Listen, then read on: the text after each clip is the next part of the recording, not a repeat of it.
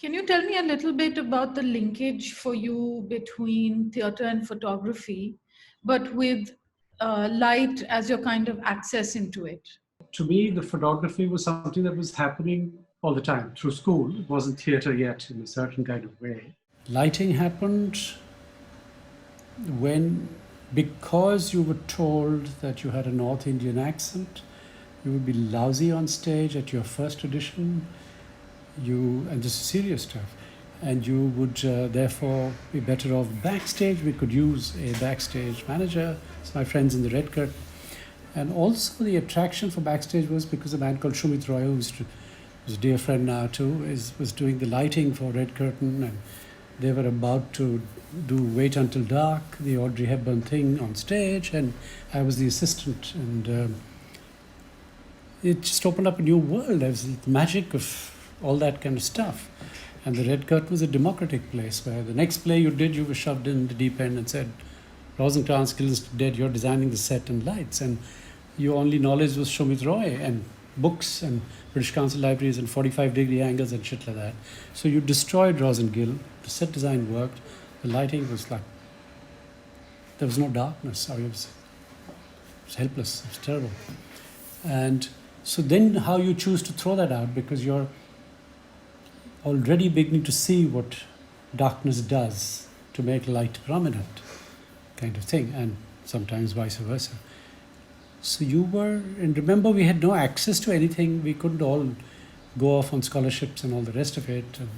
And so your influence was just books and libraries and films and, watching other people, or what's happening in the Bengali theatre at that time, or the Hindi theatre, Tapar Sen, how he used frugal number of lanterns to create a certain thing, and therefore darkness entered your practice, and therefore light entered your practice in a different kind of way. For me, light existed and changed and moved and evolved.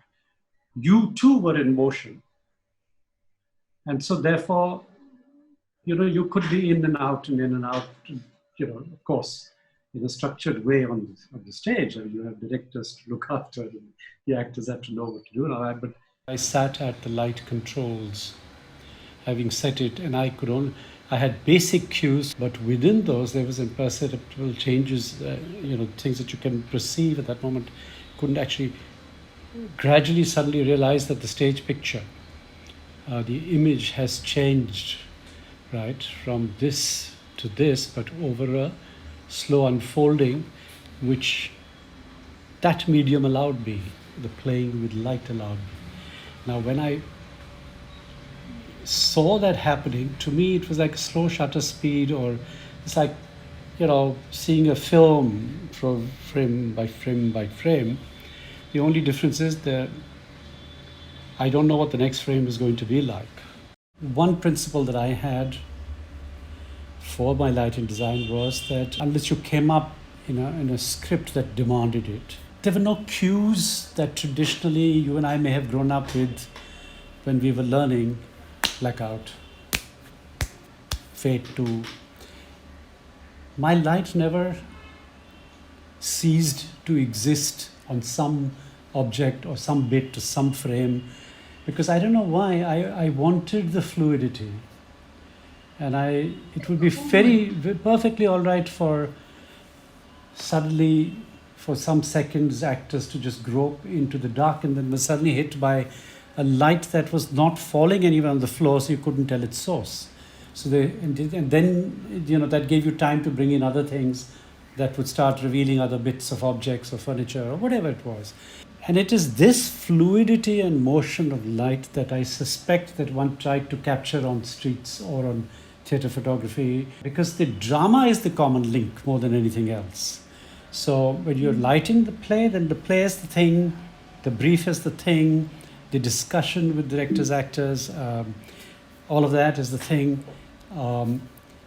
There's a room for accident for this, because often I was creating stage pictures I had not planned for. You would often go through an entire sort of, also remember, this is very interesting for me because I keep coming back to this, the economics of a contemporary Indian theatre scenario group in those days was what? They could actually afford to hire theatres for a week, of which 5 were rehearsals. You can't any longer. You get them for 3 hours. So the lighting has changed because they have to do it in a certain way. So we could actually create this painterly effect of adding something today, adding that, and trying it out and stuff. So the light or lighting, if you call light as in real light and so-called lighting as in the theatre end of it, was always extremely important. And for me, that was always the clue to what you shot. The pictures kind of were, I mean, I never thought about it, but you're creating stage pictures in your theatre practice as a lighting designer. And so automatically, when you're shooting that, you are doing two things. One is, of course, you're aware of the way you've lit it, but sometimes because of the kind of film we had and no flash, all of that stuff, you needed to either enhance light or make it dramatic or make it low. So you created a whole different set of cues for your theatre photography, which were different from the cues as the play went, right? So you could say that the parallel set of photographs probably exploited the dark a little more than your director allowed you in your theatre practice, because everybody was still resisting clarity. They would not take the fact that you could actually sit for a 15-minute monologue in just half light. Any the audience want, so there was all that kind of stuff. Whereas your picture gave a stage picture of the mood that you could have achieved, perhaps. And then you always have to remember also that you're a conduit and you're telling a certain sort of story through your way of looking at or selecting and of what you leave out. That was the other thing, which was something one learnt accidentally earlier on, that there's so much a photograph suggests in a piece of what's left out of the story, which is not very non-unique. A lot of, everybody talks about this business of what you omit. But often the omission is a combination of the swiftness with which you work, or if you're the kind of photographer that plans to omit. And also something that a lot of people were uncomfortable with. I was very, very, very much at ease with all the blurs. Well, it's interesting because on the one hand, you're talking about fluidity. The theater image is always in motion. It's a movement. And so I'm quite interested in when you come to the photograph itself, which is, of course, quite literally about the stillness. So it will be great if you can talk a little bit about what that means for you as someone who also deals with the opposite. So for me, the motion was what I therefore low light stuff, because you got the blurs in a certain kind of way. And again, there was a lot of accident there where you got bits of the, certain bits of your body. So you have a whole lot of motion happening of your whole figure and just your feet are steady. Therefore, I was always comfortable with what most people would call the imperfect photograph, because it didn't meet standards of focusing or clarity in that traditional sense. Because I was confident of achieving all those, the skill was there, so I would do that. You had enough of those to choose from.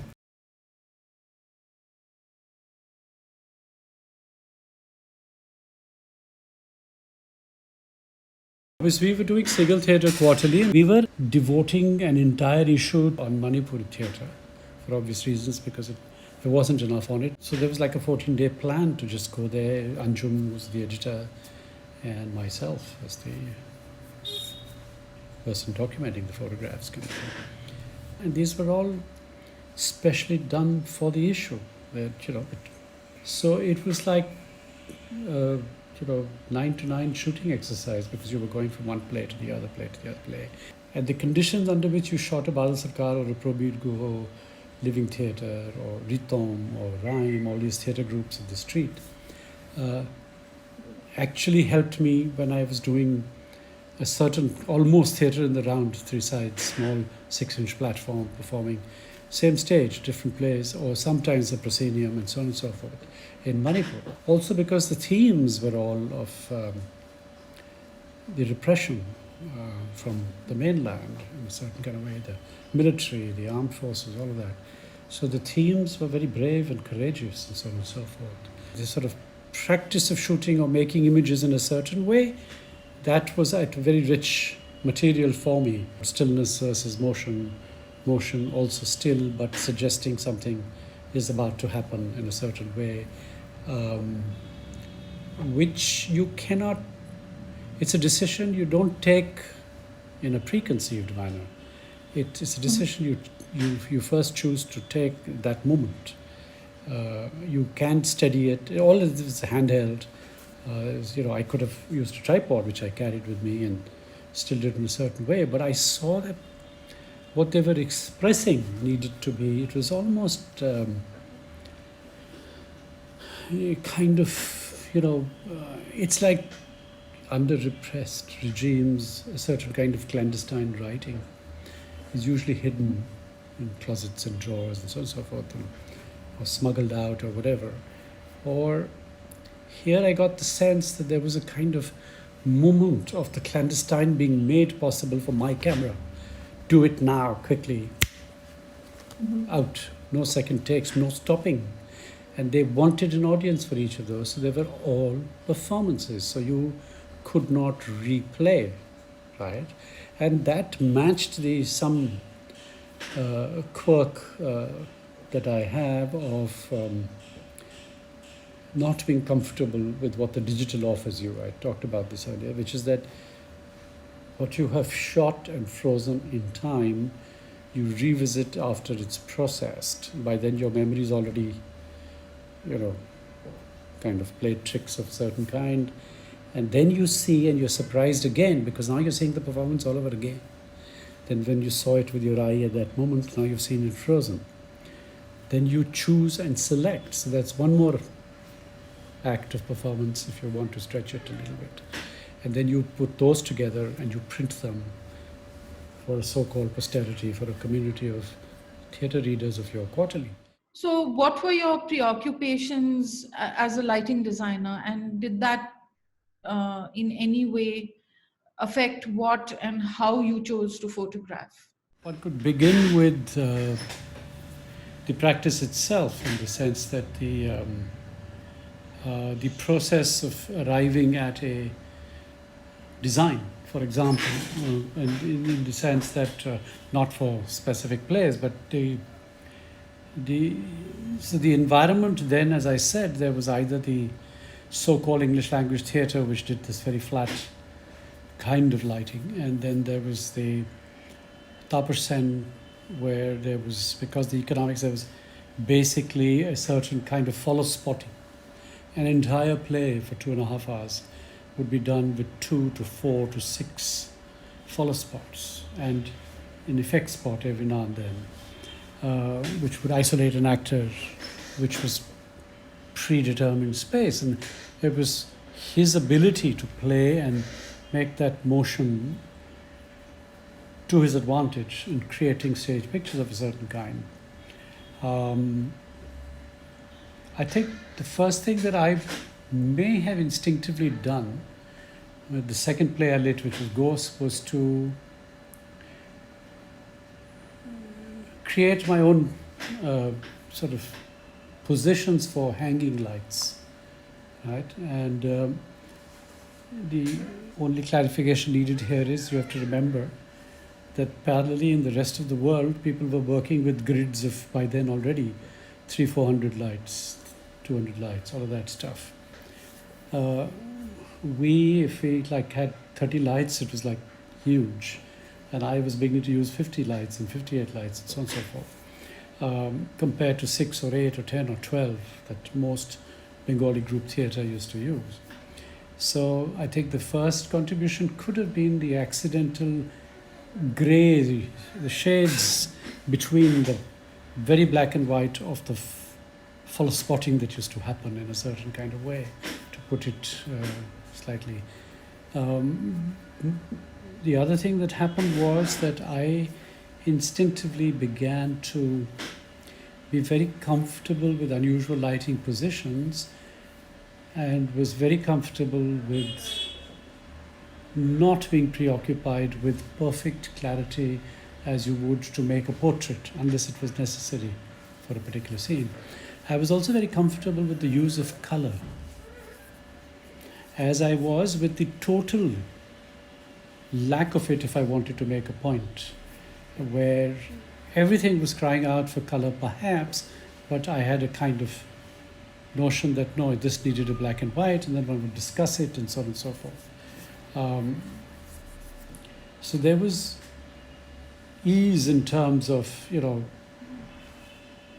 and remember, very little was available by way of color in those days. There were just certain kinds of sheets. There was amber and red and blue and pink, and the gelatines would come later, as and when you had wealthy relatives or friends from the theatre coming, or theatre groups leaving them behind, and so on and so forth for you. But otherwise, it was all about, I think, to a great degree, about molding, which wasn't happening then. So there was a lot happening from the back and side, and I was discovering that you had to create your own rules, and that nothing was sacrosanct. So I guess the first important thing was that I was interested in my interpretation of how light outside, in the outside world or streets or nature, when taken like a picture frame and put on stage with the right amount of exaggeration, would work, and how would the actors interact with it and respond to it. So this business of taking certain light in a certain way, or to conjure a certain mood in those silent moments if needed, or in a frenetic scene if needed, where you went in and out of light if needed, if the play demanded it. That doesn't mean that you set it up like a hard rule that everything you would impose that thing on, but the fact that you had moments of quiet creativity when you were allowed, after things was done, set, to shoot the actual performance, and that used to happen mostly in dance because there were less cues. I would end up in the wings, or high up on different bridges and side ladders, and so there's be tons of pictures of a sort of side view of a Yamini or somebody with a spotlight from somewhere smashing into her. It's great fun. So I was seeking out beams and spot sources because they would get diffuse enough. So against the light, in a sense, already was happening, right? Because you were silhouetting or backlighting somebody, and because it contoured as a so-called certain kinds of discovering photography too, you obviously responded to the immediate sort of excitement of seeing the body contoured in a certain way and stuff like that. So there was a lot of that happening, and I don't know whether that led to, but it could have, the fact that when you were shooting on the streets later, you just kind of chose to frame against the light because it created drama of a certain kind, which was akin to the stage pictures. It was black shadows, people lit in a certain way. Can you talk a little bit about the theatre photography and documentation happening around you when you began to photograph theatre? I think there were a handful of people doing photography, and all of them doing it reasonably well. But and all of them, like Nimai Ghosh, for example, or there's this wonderful man called Mahinder. I think Mahinder, for me, was the closest to my ideal for theatre photography because he was non-obtrusive. He had no theatre background. He just had an interest in photography and theatre, and he would come at his own cost. And he wouldn't be like commissioned. He would just do it and give you pictures. totally lost archive, died. And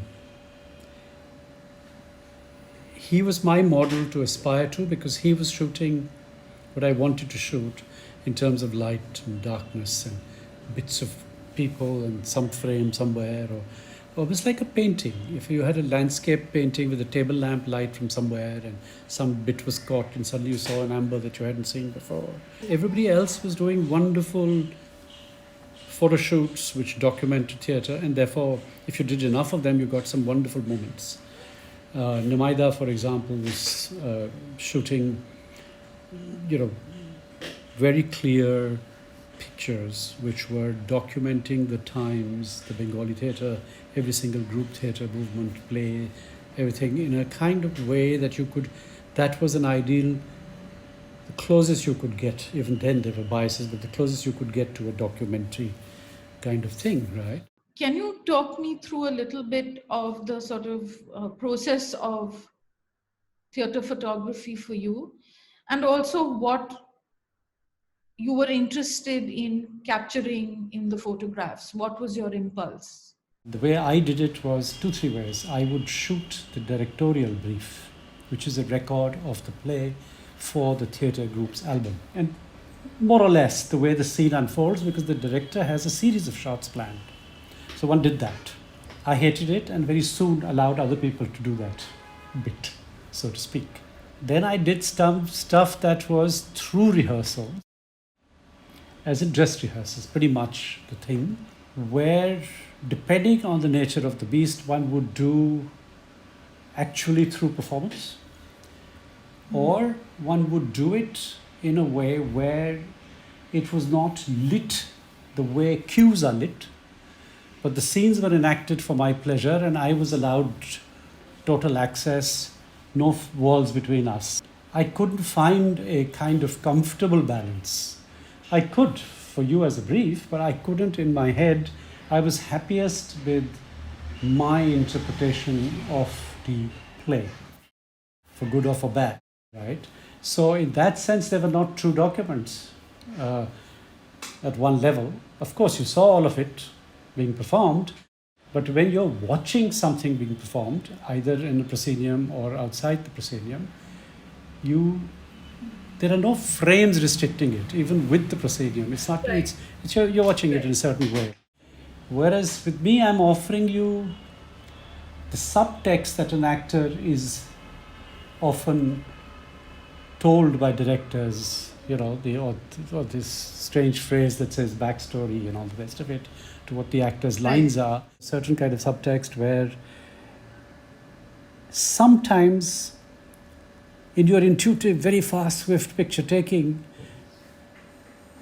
you almost fantasize the completion of a certain image in a certain way, which you managed to do with your camera, which the performance didn't. Because it wasn't the performance's brief, it stopped at a particular time. And all of that then finds an outlet for me in texts that I write, which sort of spring from these experiences of seeing these images in a certain way, where then your text, in some ways, to a certain kind of listener, makes more sense than actually seeing the picture. There's the question of the image that you're preoccupied with, which begins from the construction of the stage image as a lighting designer to going to the photographic image. And then also there is the textual image. And I thought maybe it would be nice for you to talk about the relationship of these three for you. I mean, I could attempt that, or I could read you 3 short paragraphs that I think sum it up. The curtain needs to rise on a mass of darkness. Not the kind that chokes your breath the moment you release it, or amputates your outstretched hands because it is so close to you. Not, in other words, a dark that disembodies you, but a lesser dark, if there is such a thing, one in which your eyes may adjust to the mass of stairs on the barely revealed stage. So your stage is going up, cut down. Stairs that stretch in pyramids, seemingly interrupted in their climb. There is still no sense of light as we expect it on stage, just an ambient glow from an unknown source, like the creeping in of a crippled dawn. The thing here is that, like the photo practice, these words of disabledness, if you like, crippling of a certain kind, disembodied, one is following the other like a temptation after you discover that you've used three such metaphors. This is when you hear the crutches. You hear them before you see them. Metal, clearly because of the hollow sound. Metal also because their grating progress strikes the stairs like a hammer, albeit a labored, dragging attack. And realization hits you that it isn't wood. All your stairs on stage have been wood. This one is metal, perhaps hollow, for every step echoes. The crutches brighten, and you begin to see the lame legs. The dark that did not amputate the hands has shown no mercy to the legs. They appear severed at the knees. The actor steps out of the shadows onto a glowing, rusted iron stairway. This is when you realize that the staircases are all upside down.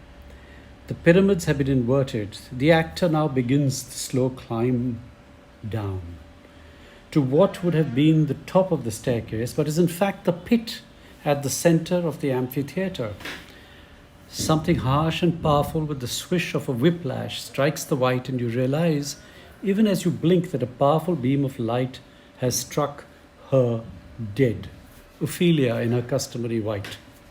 Still, Hamlet, abandoning his crutches, bends down, cradles her, tender, confused, begins to murmur into her dead ears, whispering, his throat rusted with the bitter metal taste of sorrow. To be or not to be?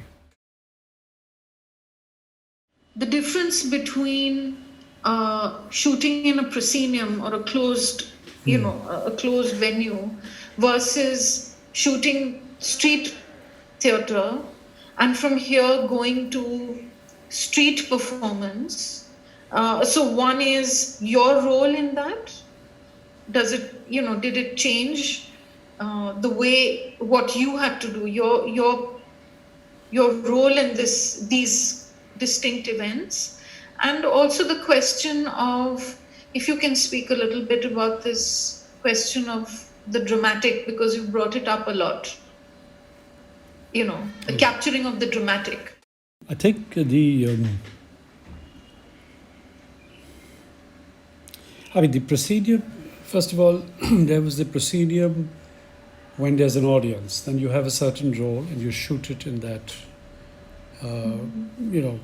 from the front in a certain kind of way, where the proscenium becomes a presence of its own, right? You break that once having established it by then getting in close to the actors and so on and so forth, but from your technological distance, as in lenses that you zoom with and all the rest of it. But being a privileged insider, I would have access to being able to be on the same stage as the actors, often. Adjust the light, often. Enhance a particular moment that I hadn't thought of when I had designed the light, so you would go back to that cue later because you had seen a certain kind of picture. So there was that traffic. So the process, obviously, of the proscenium was usually to document your own play, as it were. And sometimes you broke the proscenium because you had access to doing that when there was no audience. But one was lucky that you could break the proscenium yourself because you already had that experience and you knew how to do it. And not be afraid that the moments that you catch are not from the front. Again, like the lighting, not from the front. So there was that kind of thing. The street, because you were presenting street theatre, which is a whole different story. So there was access, there was watching things, there was, before the photography, You often saw plays as a excited viewer first, and then you went back for another performance because they were frequently happening, and then in different locations. Some of it was street theatre in school halls. You sat around, right? Badalda would often do Michil indoors more than outdoors, right? Or Bhoma, whatever. Uh, the street theatre excited you because the parallel performance of the audience was very exciting, because there's reaction to everything. Sometimes verbal, sometimes encouraged, sometimes you engaged with them long before you discovered the other practices abroad where people were doing theatre, where you involved audiences and stuff. So therefore, your attention was not just the unfolding within that daira, that circle, where you as an audience, because there again you have an audience. So you're not moving around too much. You can fidget a little bit, but when you're like 4 deep, you're not exactly able to get out again. So you're kind of doing that.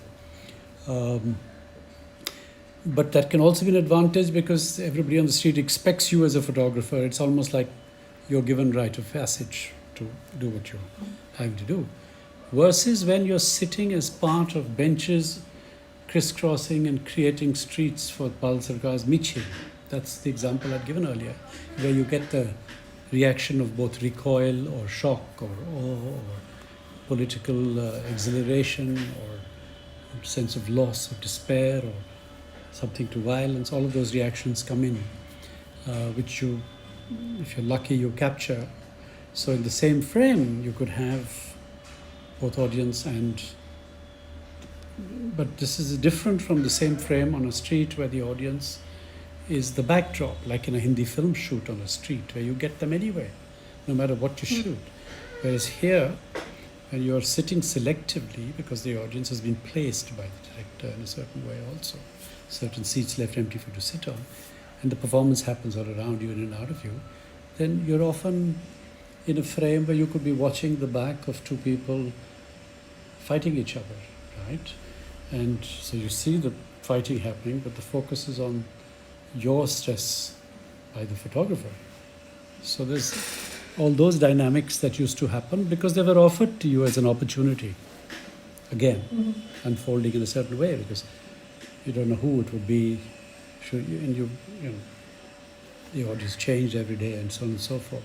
So and when you sort of, when one took this into the, if I may jump a little, into the green room of the goddess thing, that was a different kind of street theatre where the performance happened in the form of this great festival of Durga that happens each year in our city. And this whole idea that the city transforms into this absolutely, this was something we were trying to do with Naveen Chaudhari, whose idea it was that he was very keen on me shooting the way the architecture of this very haphazardly put together city changes. So in that sense, you were bringing in your sense of drama, right? And what, to that last bit about the dramatic throughout all of this thing is really the I suppose separates you from, I guess, a straightforward, image maker. You choose to make them differently because something inherent in a frozen piece of whatever you're shooting, either as inanimate objects or those live ones you will make inanimate for that frame, some form of drama which may have to do with light often, but it may also have to do with the emotion it conjures for you at that moment, and which you desperately hope somebody else will pick up on. Theatre and memory, to recall an event, to free it from the clutches of memory, and in remembering, to recount or describe it, is to create the possibility of drama. For in description lies the temptation, even the necessity of embellishment, of adornment, of enhancement, and of course, of omission. What the memory chooses to conceal or fail to reveal is as inherent in the retelling of an event as is the relationship between that which is being narrated and that which is being received by the listener viewer, the audience. Or to put it another way, the tale being told may not be the tale being heard. And in both the telling and the hearing lies the possibility of that which is left untold.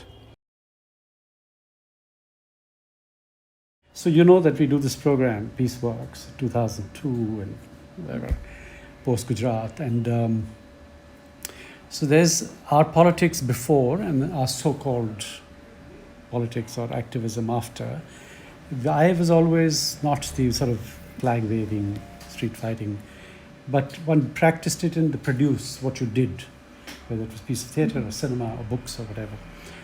2002, you got into this whole thing where there was great frustration and all that kind of need to do something different. Then later, poverty happens in a certain kind of way. Then 9/11 happens in a certain kind of way. And 9/11 was a particular point where everybody first used the term self-censorship in a very conscious way. Internet, writing, and all this kind of stuff. And I remember we used to do these book fairs, and I had gone to these clay goddess makers and created some figures for a huge pavilion, which was all black like a mausoleum, and it had a ledge on which supposedly faceless plaster Paris figures, human size, hands almost tied but no rope, and floundering, blinded, all this kind of that was the only thing punctuating this black mausoleum. Then those figures, because I didn't want to destroy them, which I should have done, back into the river, they stayed in my courtyard for years, wrapped up. And then one, sort of used these. And I did a photo shoot where the process, the theatre, everything came together in this very strange way, where in this very same space, which was then a gallery, I threw these figures with their half-wrapped plastic and half-exposed in plaster Paris. They looked like mangled bodies. I had all sorts of Holocaust films in my library, which I was projecting from 2-3 projectors, and the beams on the floor. It was just totally just that. And I just walked around this debris, taking pictures and finding moments to capture and so on and so forth. And it was strangely cathartic. What is it that one tries to capture in theatre photography? I think it's the reason I'm saying it's linked to this business of reality in theatre and photography and what happens in the context of the way you use the word post-truth, to which I would add rhetoric, and emotion, to which I would add a certain way of orating, where you're manipulating emotion through rhetoric, right? So I use manipulation in both the good sense of the term, where you're working like plasticine and, crafting, you have a plan and you're shaping it, and manipulation in the political or the negative sense of the thing. So the way I was looking at it was that your theatre photographs tend to kind of freeze things. They freeze, therefore, so what they're freezing is a flow that has a beginning, middle, end. We know that. And so that particular flow is stopped, and like I had said earlier, it's linked to your senses at that particular snap when you're taking the moment. You're actually bringing all of the memory and emotion and reading and articulation and rhetoric of your particular theatre life or theatre practice or photography practice into capturing that moment. But if you go deeper and you bring in my sensibility, what I choose, and that choice is also where theatre and memory come into play, or reality, my interpretation of the reality that is being enacted on stage, in a sense, right? Which is the reality that is written by a playwright as filtered through the directorial reality, and therefore the actors. And all of it can only be complete whether I'm shooting it or you're listening or viewing what I have shot in its entirety, in its movement, in its all its ephemeral, whatever. You complete it as the reading, viewing. This is true of anything, whether it's painting, and to a great degree. But the photograph, therefore, is not. I mean, it's like it's an artistic. It's a creative endeavor on its own. I have a last question, Naveen. What about the relationship of photography and time? The instinct or the intuitive thing, again, was to try and capture, ironically, some of the ephemeral stuff that pops into one's mind when watching a performance, right? And I think I may have given you an example of, say, this business of the, I mean, certainly the Manipuri, but the female impersonators, right? So linking it to performing the goddess, where you have a man becoming a woman, becoming a goddess, the act of just shooting a man and first starting with framing just interesting things, freezing it, and then suddenly it becomes a different dimension because voyeurism, intimacy, sexuality, shyness, everything comes into it when both sides have just transgressed the line. The man has become quote unquote woman, you're within distance of this stranger who's just become a woman, and you are watching through this eye, which you can watch any part of the body, and all of that tends to, and that then gets linked to your memory. It could be something in your past relationships with other men or women. It could be a imagined sense of a relationship in a performance of some other culture or some other theater piece. So you find resonances, right? When you see them, on the other hand, you're not supposed to necessarily resonate in exactly the same way, but sometimes you come very close to experiencing those emotions yourself when you view the thing. That, in retrospect, is when, as a practicing theater photographer, you find the articulation for it. Not when it's happening. I cannot set out and say I can capture the ephemeral, which basically means in literal terms that this is happening now and it will change. It's like we have a conversation one day. It becomes an ephemeral thing even though there's a record of it, and then it becomes a new conversation. So it's different philosophical terms. It's different in that kind of two different temporal whatever.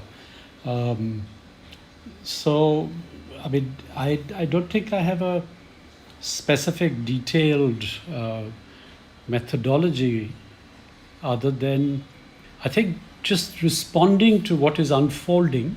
Memory for me is also interchangeable with the word literature, or a landscape in your head, that all those wonderful layers that you gather through conversations, through reading, through life experiences, the usual things that we talk about, or what I said in the beginning about what is the theatre experience made of. It's a lifetime, right? It is a certain kind of unfolding. Actually, performing with the theatre photographer, and it is a performance, even in visual terms, combination of shyness, not to intrude. Is the audience there, not there? Is it an empty theatre? Is it just part of it?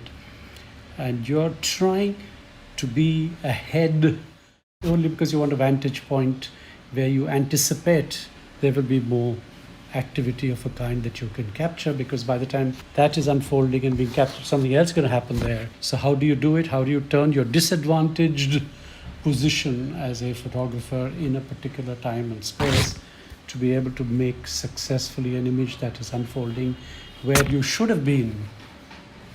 I don't know, that makes sense, but there's often, so this, this is memory working forward as against merely being something that is retrospective that you call upon. I think it's a kind of conversation, it's a give and take that's happening in your head. But when you're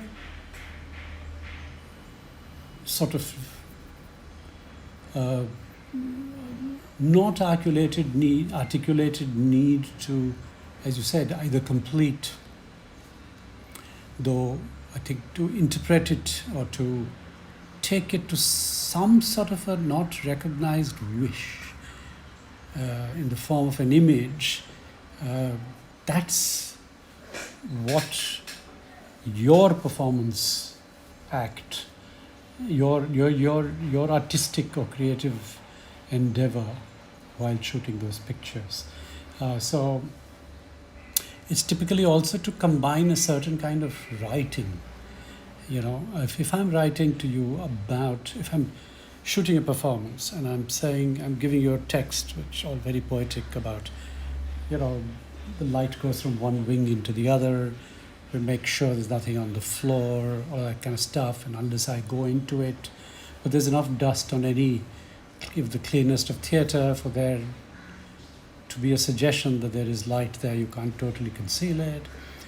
Now, I may write about that, but when it's unfolding, because the text is in my head, either already written or about to be written later, my picture will reflect and seek out frames that will either show you those hidden sources of light into which you as Hamlet or Lear or whatever will step.